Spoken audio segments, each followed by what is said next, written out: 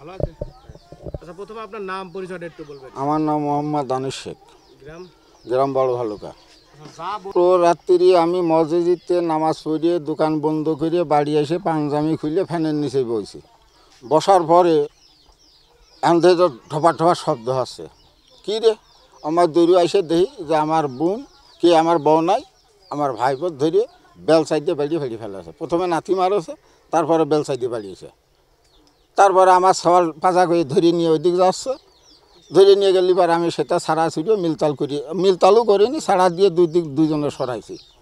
সরা দেওয়ার পর ঠিক 12টার ওই পাশে আমার বউ নাই, আবার তার ভাই সকলের নিয়ে ভাইস্তের নিয়ে সবাই একসাথে মেলা লোকজন নিয়ে তার বাড়িটা ভাঙচুর করেছে।